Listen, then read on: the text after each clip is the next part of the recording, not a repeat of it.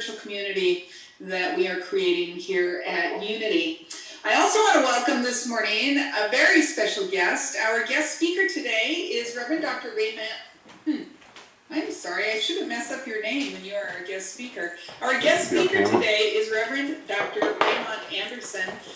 He comes from Baltimore Center for Spiritual Living, and I am really thrilled to be able to have him come and speak this morning. You know, we've been welcoming a number of guest speakers recently, and I will say that one of the blessings of Pandemic Church is that we get to welcome guest speakers that we would not normally have been able to have. I had heard of Reverend Raymont around, more or less, and I'd seen his posts on our ministers listserv, and I was aware of him, as a potent energy. And then last fall, I was at a conference, and I had the opportunity to meet him and to spend some time with him. And what I learned is that he's a powerhouse, and he's committed to spiritual awakening. He is committed to that transformation that contributes to a world that works for everyone. In his life, he has been a teacher. He is an ASL interpreter. He is a life artist. He is a minister, and a powerful presence. An activist, an advocate for social justice, for love, for grace, and for peace for all beings. And so I welcome him warmly, and I invite you to welcome him as well. You're going to get a chance to check him out here in a little bit. He's here to talk about living life full out. That's our theme this month. We're talking about the great work of your life, connecting to and living full out from our dharma.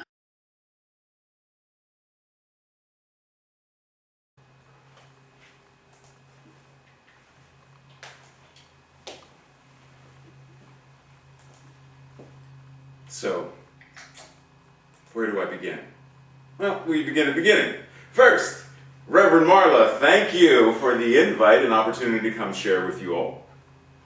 Thank you, Clayton, for that beautiful and amazing, heart-expanding music. Thank you to the Unity pre-service setup team for help getting me acclimated to know what was going to go on today. And thank you to the entire Unity community. Thank you all at Unity of Bellevue for having the space to allow me to come here and share with you today. But, I hope you're ready. I hope you are ready for what's getting ready to happen. So let's go ahead and check out the slide for a moment. And if you want to read along with me, feel free to. So we're talking about living full out, right? So this life is our hero's journey. And with each step along the path, we are invited to know ourselves and our dharma more and more deeply, intimately and passionately. But knowing is not enough. We must live it fully and out loud.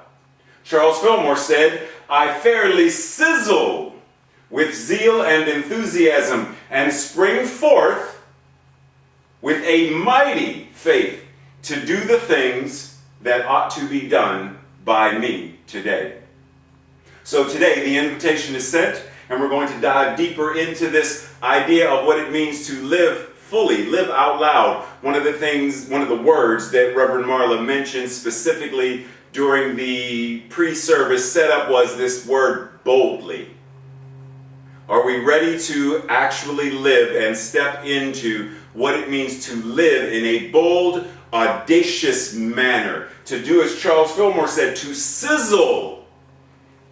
Not to just simply marinate, not to simply just sit in the pot with a light warmth, but to sizzle. I mean, give off noise and feel the heat and the crackle of what it means to be alive. Because if we are, then we take the invite. We take the invitation, we take the step, we move forward, and we do what is ours to do. And that means stepping boldly onto this thing called the hero's journey.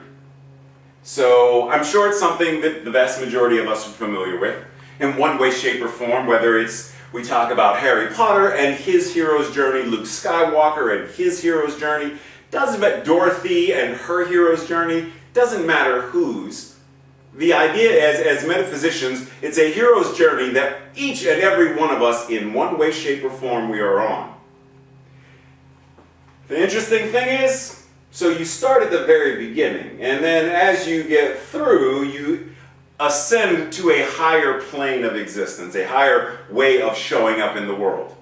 And that's all well and good when we're talking about the other folks. When we're talking about Luke Skywalker, we're talking about Captain James T. Kirk, and we're talking about Harry Potter and Hermione. It's great when we're talking about them and Frodo and them. But when it comes to us, yeah, we get good with the beginning, but when we get like down here, crossing the threshold, we pause. When we get to the test and the enemies, we don't like seeing those flying monkeys. You know, we don't want the Klingons and we're scared now because, Slytherin is in the house. Then we get down there. Wait, whoa. Approach the innermost cave? The innermost? Because keep in mind, what did Reverend Marla just say? This idea of living full out, but it's within. It's in the house right now because of the pandemic. It's an inside job with consciousness. How many times do we say things in our teaching such as above, so below, as within, so we see demonstrated externally as without. So it's an inside job, but to do so, to really go here, we have to go to the innermost, not to the mouth of the cave, not to the couple steps in the entrance where there's still light. We have to go to the innermost area of the cave where there might be, probably isn't any light at all. Pitch black, darkness. Oh my. No night light to go with us. Darkness. So no. And then, before we start to cycle back, if we made it this far, then there's the ordeal that happens in the abyss, where we must face the shadow self. Yes, see, we don't like doing that. It's easy to spiritually bypass or metaphysically malpractice and sidestep, to get away from it, rather than standing squarely in what it means to be sacred, holy, divine goodness. We believe in God, the good, omnipotent, omnipotence itself.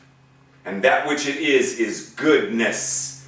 And if it is all there is, then this infinite omnipotence itself, then it must be right here where each of us are right now. Because there's no space, there's no place, there's nowhere that God is missing or absent or less than.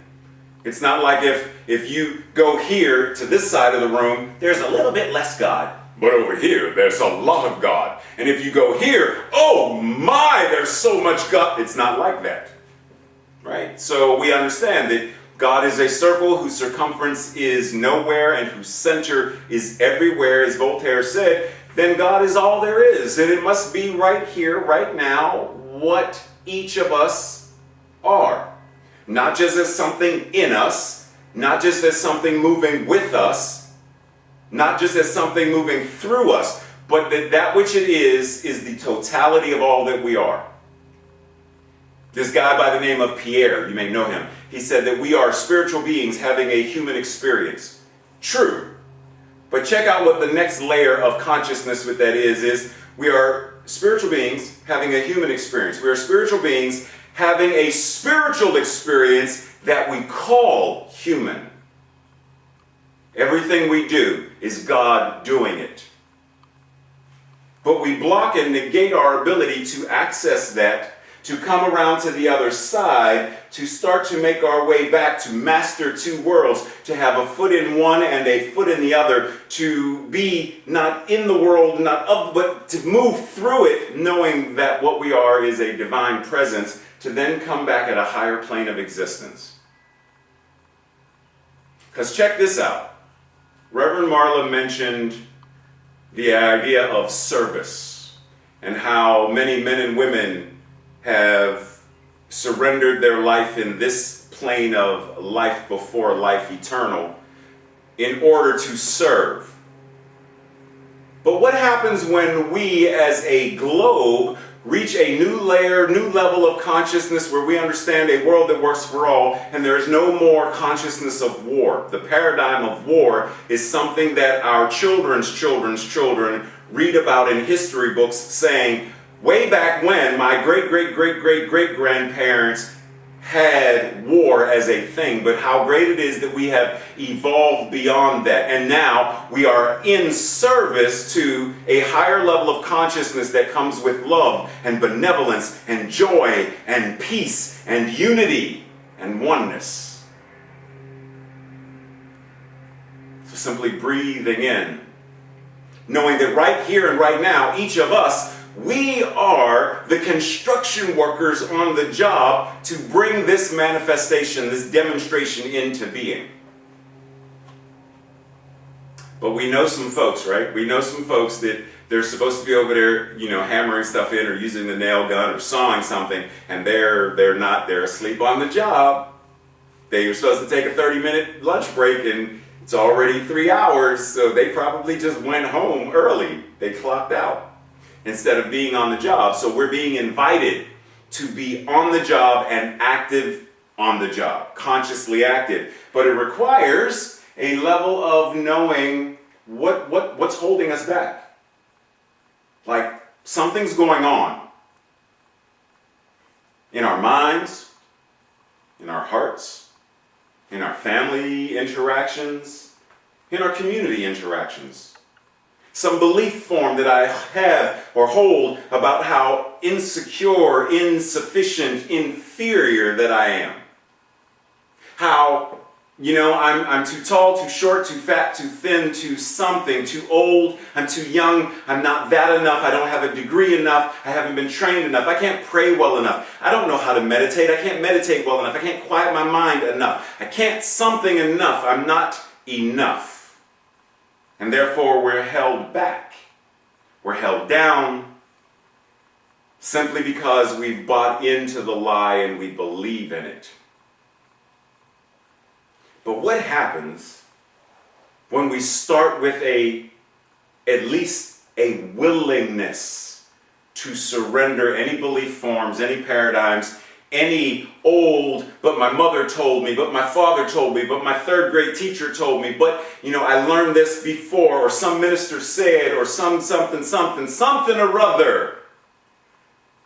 Are we ready or willing, at least willing, to release that? Because we understand, if we've been carrying around a belief for a very long time, and we reach a point where we're going to surrender it, release it, and let it go, then it means that person who only knew of that has to die. Meaning, I don't know how many of you saw the movie Harriet, the movie about Harriet Tubman, but there's this idea, because as a metaphysician, I look at everything metaphysically, and there's this idea that in order for a person who was made to be a slave, forced to be a slave, enslaved, in order for this person to be free, this person has to release, shed, surrender, and transcend the idea of slave, enslaved, or slavery, and let it go in order to step into freedom, emancipated and liberated. So in order for me to be someone who is whole, perfect, and complete, I have to surrender any belief forms, any paradigms, any consciousness around what it means to be inferior, to be not enough, to be not good enough. But see, this thing with dharma, we understand that everybody, if all is God and all is God, then that way that God is incarnating itself in, through, and as each and every one of us is in its own essence whole, perfect, and complete. Which means every part of us, right here and right now, every part of it is perfect by divine right. Every part of us is complete There's nothing, it doesn't matter what our past was. It doesn't matter how many times we failed at a job, failed at a relationship. It doesn't matter how much is in or not in our bank account. None of that in terms of what it means to step forward into being a being who is liberated, emancipated, and free from an outdated, old, archaic paradigm of lack and limitation. Then it's time to shift it, let that being die, and let the phoenix rise from the ashes anew. And that scares the... It scares us oh so much. Because when you've been beaten and abused so much, like I grew up as an abused child, to such a degree that if my mother raised her hand to brush her hair back, just the action of raising, I'd flinch. Because I had been indoctrinated and domesticated into believing that when her hand moved, it meant I was getting hit. But in order for me to step forward into this new way of showing up, this being who trusts and who loves and forgives, then I have to be willing to let that being, the traumatized, the terrorized, the tortured me, I have to let that me go. It served its purpose and I have to let it go. Are we willing to take the invitation to step into a new way of being? To let go of what's holding us back? To move forward into this new idea of what it means to live our dharma? I don't know, my sister, my assistant, she's right now working the computer, so I don't know if she can see folks right now, but if you are ready, and if you are with me, then like wave a hand, like something, thumbs up, something, wave something. Let me know, because we just scratching the surface right now. So ready. So dharma, and the tree and the flower of life implies this idea that what happens in it ripples out. What we do, what we think, how we feel, how we speak, sends energetic ripples out into all of creation. So our dharma, and yep, it's going to be an acronym, our dharma affects everything and everyone. D, divinity, temet nosce, know thyself. Om Tat Sat, I am that I am. First step in this whole idea of living a new dharma is recognizing who and what we are. We are not simply human beings. We are not, as my old Christian background was, born in sin and a sinner since birth, and we're relinquishing all of that. But check this out, because sometimes we still anthropomorphize God because of that idea. When we say things like, it took getting hit with that cosmic 2x4 for me to wake up and get back on track. That cosmic 2x4 is still a God or godlike idea that is overseeing and onto the head when it deems us off track. Take a breath there, because I know that for some that is a woo, because we use a lot of phrases that still identify that which God is as solely outside. Reverend Marla reminded us it's an inside thing. Living fully out from within. So the first place I need to start is recognizing that that which God is all that I am.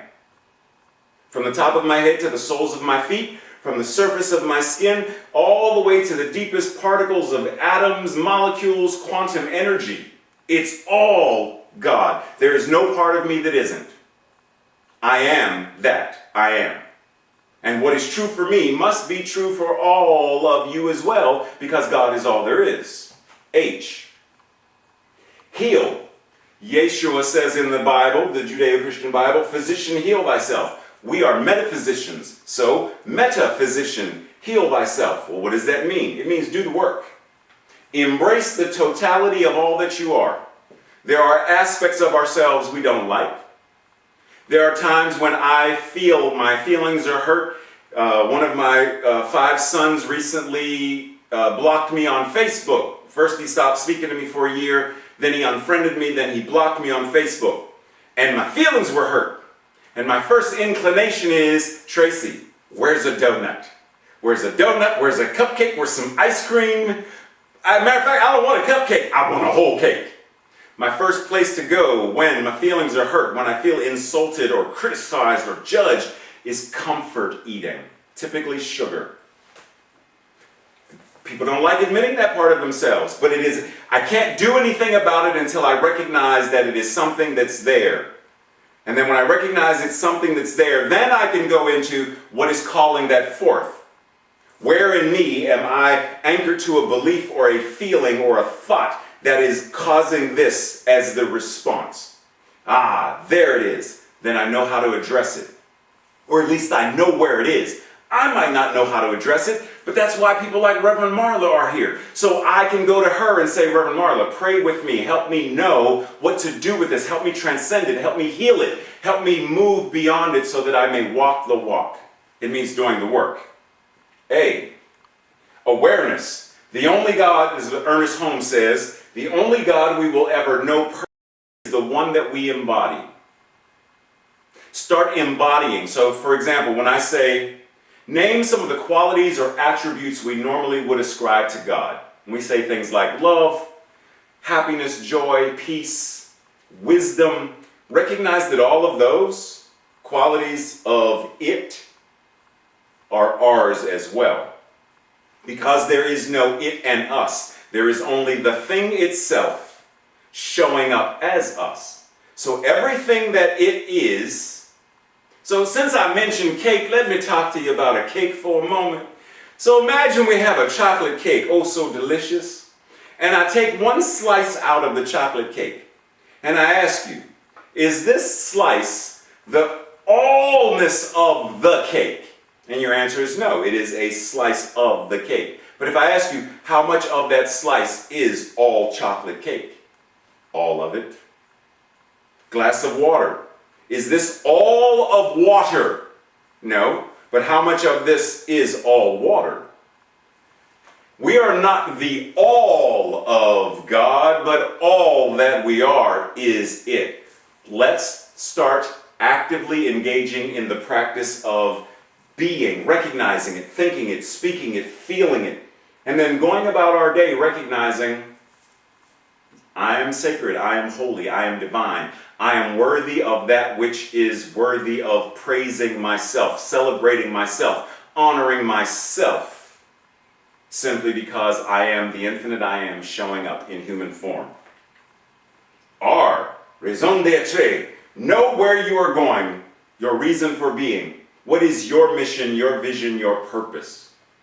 Earlier today when I was speaking at CSL Greater Baltimore, we talked about this idea of path and destination. Recognizing that if you start a road trip and you start here, and I'm going to go cross country, so I'm going East Coast to West Coast and then back again. I'm not going from East Coast to West Coast, I'm not moving. I'm going on a road trip, so I'm coming back home. The very place we seek to go, we already are. But the idea is, I'm already, I don't need another class, I don't need another book, I don't need another workshop. Technically, I don't need any of that, I am the fullness. But the classes, the workshops, the books, what they do is they help me anchor into my vision, my mission, and my purpose as this divine being here to be on the construction team for a world that works for everyone. But if I were to ask you right now, individually, one-on-one, do you have a personal vision, mission, and purpose statement? I am here for the purpose of. And not just to say, I'm here for the purpose of living God, being God. I got that. But what does that look like? I'm here for the purpose of, for example, sorry, Clayton, I'm going to use you as an example. Sorry. Forgive me now. For example, if Clayton were to say, I am here, my vision and my mission, I am here to be God in action. And one of the many ways that it shows up, because you need to check out my bio, one of the many ways that it shows up is through my voice, through the manner in which I cause air to vibrate. And as the air vibrates, it vibrates the molecules, and as it vibrates the molecules, it resonates on the skin and the eardrum, and it causes an interaction, a chemical, a energetic change in everything that hears the music and everything that feels the music. That's part of why I'm here. All of us have that. There is not one of us that God's not I'm going to anthropomorphize just for the sake of this story. I am God. I am going to show up in the form of Raymont, but I am not going to know what I am doing. I will be aimless, and I will wander the world wandering. I wander as I wonder. Why am I here? For what purpose? Like, God's not going to just show up and be like, ha ha ha ha ha. Go figure it out. We are the very isness and allness, so somewhere there is already in the very DNA of our molecular structure this call to ever expand, ever go forward, ever become more and more and more of what we are. Manifestation. Don't wait, don't procrastinate, create. If there's something within us that wants to be birthed, whether it's a book, a workshop, a class, a dance, a song, a something, because Spirit, that's what Spirit does, it creates. Even in love, it is creating a loving bond, it creates. Rather than waiting for, let me wait until I get my degree, let me wait until this class, let me wait until the kids are older, let me wait until graduate, let me wait until I'm ordained. Rather than waiting and rather than procrastinating, saying, well, I'll do it after my popcorn, I'll start now and create. Find the thing that makes you light up with love and joy and simply do it. And then action. When you know better, you do better, as Maya Angelou said. So when we know, we are called into doing. Once again, simply feeling it, believing it, that's one thing. But when you know something, it changes the way we show up. So let's start doing better, more effective, more life-affirming stuff based upon what we know. But I have a question for you. Living full out. Suppose you were this young man, born with no arms and no legs. No arms, no legs. Since birth. Do you think that you would be willing to learn how to surf? Would you swim with sharks? Would you skydive? Would you play golf? Would you dare to live all out, or would you allow yourself to succumb to the limitations that the world tends to say, but you won't. And so we shrink rather than expand. We accept the lack and the limitations rather than learning how to have a life without limits, as Nick Vujicic does. Because this guy speaks to audiences around the world of millions and millions. Not only that, he's married and has 4 beautiful children. But see, there are many of us who, quote unquote, are able-bodied. And we will not live this out loud. The call is to say, it's time. It's time for me to step into. Because if I don't step into, then I'm going to continue to be in a normalized world where racism and homophobia and sexism and all of these things exist. And if we're going to transcend that and make those things fade away into the nothingness, fade away into the history books, the way the Tyrannosaurus Rex, and if we're going to make it transcend and fade away, then we have to be willing to understand who we are and what's going on. Viktor Frankl said, when you know your why, you can endure any how. And for me, I'm like, I don't want to endure this anymore. I'm done with the enduring it. So I said, when you live your why, your how shows up moment by moment. Epictetus said, it's not what happens to you, but how you react to it that matters. Yes, we have been beaten. Yes, we have been battered. Yes, we have been bruised in our lives. Yes, we have a whole lot of stuff going on. But it doesn't matter as much as what we choose to do with it. And if we really want to live full out, then we're being called into a brand new, higher level that says, face it, feel it, and free it. Face the fear, feel the fear, and set it free. The guilt, the shame, the lack, the limitation, face it. Face it for what it is, and heal, move through it. Feel it. Give yourself permission to say, what is this I'm feeling? And then free it. Set it free. Let it go about its way, rather than saying, I am this. I don't say, I have allergies, or my allergies. Because they're not mine, and I don't have them. I experience allergies on occasion.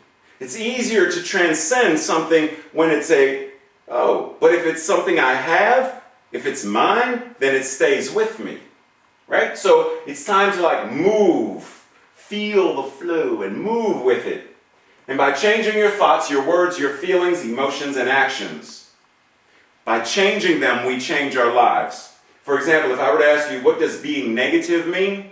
Many of us would say, it's things like talking this way or this way or this way. And I would like to invite us to change that and say, talking negative is talking about the yin side of yin and yang. And see, we understand when we see a battery, that a battery has a positive charge and a negative charge. There is no power without the positive and the negative. So for me, speaking negative is when I'm speaking about the earth, when I'm speaking about water, when I'm speaking about intuition. That's negative. And there is absolutely nothing wrong. It's also the feminine. There is absolutely nothing wrong with that.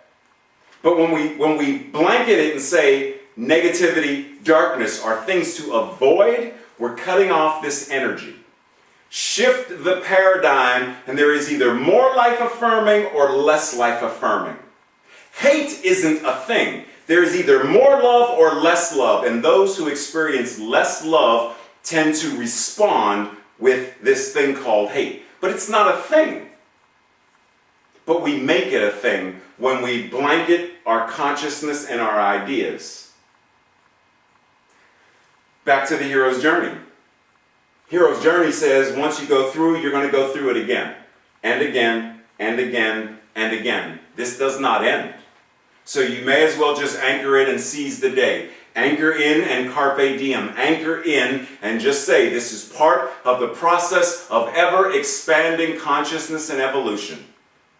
It's what God does. So our homework assignment for this week, your call to action.